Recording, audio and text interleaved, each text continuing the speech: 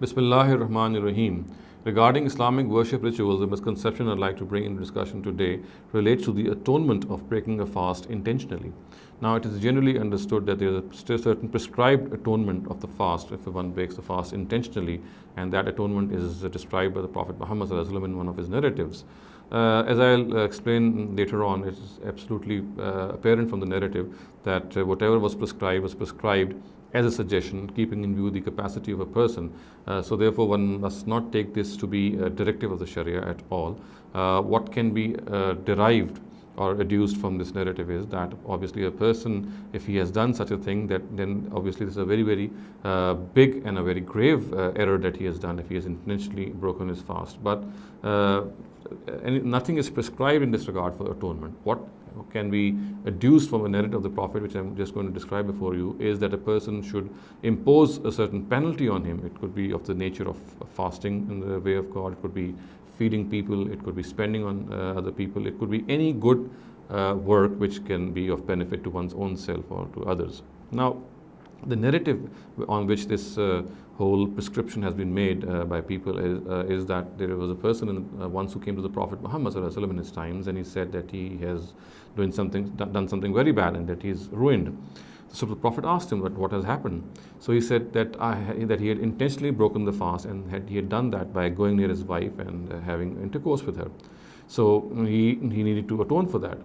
So the Prophet asked him that if he was able to liberate a slave, if he has the capacity to do that. He replied in the negative.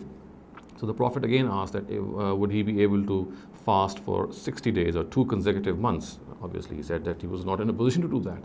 Then the Prophet asked him that if he could feed 60 poor people from his pocket. The person again expressed his inability to do so. And it is narrated that he sat there, and during that time certain amount of dates came to the Prophet Muhammad ﷺ. So the Prophet handed over those dates to him and said, go and give these dates in the way of God, and this would be like an atonement for your the way he had broken his fast. So the person, in a very humble manner, he said that there's no one more deserving than his own home if someone has to be given these dates. So the Prophet smiled and said, okay, go and give these dates to your own family and feed them with these dates. So this is the narrative, and it's a beautiful narrative, obviously, and it expresses the whole issue in its proper background, and that is that primarily a person should, keeping you in his own capacity, he should impose some penalty or the other on him. And we know that the Prophet did not insist when a person expressed his inability that a certain penalty would not be, he could not be able to do it. And this whole the sequence of penalties which I have just described have been mentioned actually in the Quran in the form of the atonement of zihar, which is a form of divorce, which the Arabs used to do in their own times. So the Prophet, thinking that breaking a fast intentionally is a very grave thing, he suggested this atonement of zihar. Again, the manner in which this suggestion has been made clearly shows that this is not something which is incumbent or binding on people, or is an incumbent act of the Sharia. What it shows is that a person who intentionally breaks his fast, he must, according to his own capacity, pay some penalty for that, and that penalty can be anything. And it should be a big penalty that he impose himself. This whole narrative shows that as grave a penalty as he can, according to his own capacity, he should impose that on himself. And obviously, if the gravest is not possible, then whatever best he can do, he should do that. And this is very obvious from this whole narrative. So in a nutshell, it needs to be understood that there is no prescribed atonement from the Prophet Muhammad ﷺ, or the obligatory atonement, I would say, regarding breaking a fast.